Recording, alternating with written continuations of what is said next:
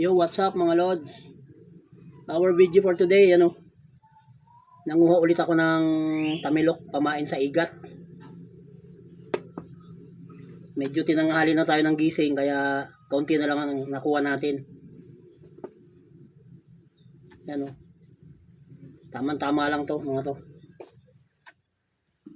Yung iba hindi mga kalakihan pero pwede na yun. Pangdodoble ko na lang. Yan. Pangdoble yung maliliit.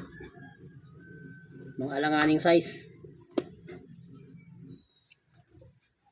Kinuha ko na rin kasi pahirapan na ang pangunguha. Marami na tayong kalaban na nangunguha nito. Mga dumadayo pa rito.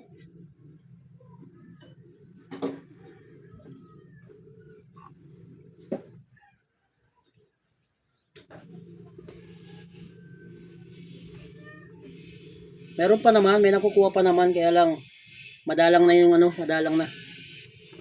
Dahil inuubos yung iba, hinahakot pati kusot. Binibili yung kusot, 15 pesos per sack. Kaya dala nila pati yung tamilok. Tangay-tangay nila.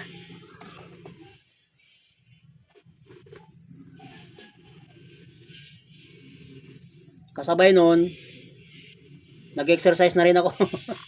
Ayan o, tagaktak pawis ko. Ito pinaka-exercise ko na rin. Kasi kailangan natin pagpawisan para mabawasan yung ating mga toxins na siyang nagiging dahilan ng mga sakit natin. Kaya pag ikaw, hindi ka na pinagpapawisan, matakot ka na. Matakot ka na sa sarili mo.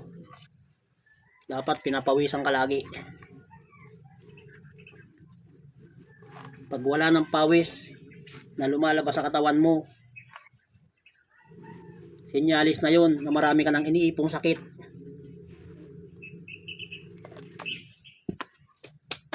Ayos. Ready na to. Just in case na magkayayaan kasi pawala na yung buwan, yun ang hinihintay ko. Pag nawala na yung buwan, bago sumikat uli yung panibagong buwan, yun ang panahon natin para maghunting ng igat or kasili or burirawan.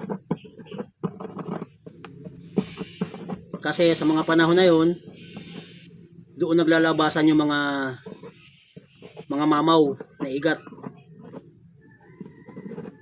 Meron din pala silang meron din silang batas na sinusunod. Mauuna muna lumabas yung mga monster, yung malalaki. Pag busog na yung malalaki, saka lang lumalabas yung maliliit. Kaya yung kadalasan naming nahuhuli, pag wala sa panahon, yung aming pangahunting ng igat, kadalasan namin nahuhuli maliliit kasi sila yung nangakalabas. Kasi wala pa yung malalaki sa labas ng ng lungga. Kaya yun, madalas namin mahuli maliliit, 3 kilo, 1 kilo at kalahati. Pinakamalaki naming nahuhuli pag wala pa sa kapanahunan, 3 kilo, 4 na kilo. Pero yung makahuli ka ng 5 kilo pataas, very yun, very rare yun. Pero pagka pasikat na uli yung panibagong buwan, yan, labasan sila. Sila muna mauuna bago yung maliliit.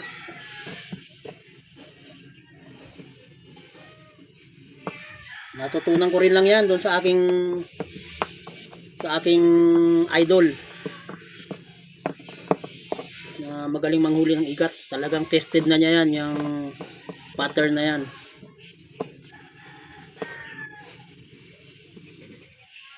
Kasi pag may buwan, kahit anong gawin mo, yung malalaki, nasa lungga lang yun. Hindi yun basta lalabas. Pag lumabas naman yun, magpapakabusog na yun. Parang sawa.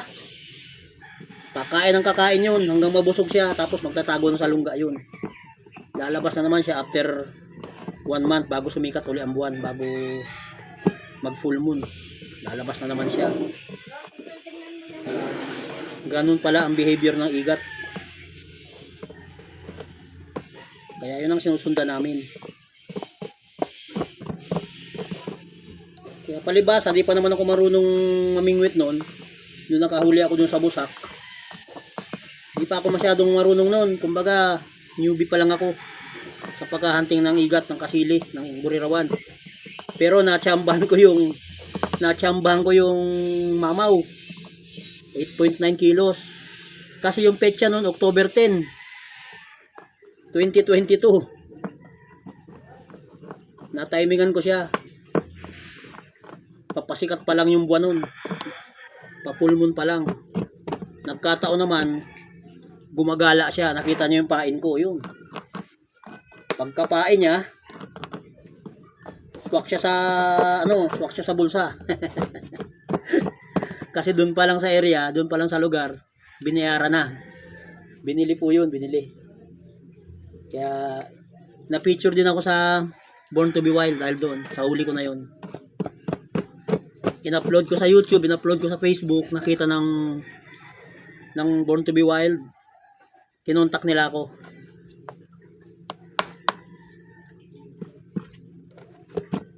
Kaya na-feature po ako sa Born to be Wild Channel 7 dahil doon sa huli ko na yun. Nakakalungkot lang dahil gusto ko sana ang ma-feature yung buong grupo. Kaya lang, may mga utak talangka. Di natin maiwasan yun. May mga utak talangka na may inggit sa katawan. Ganun talaga.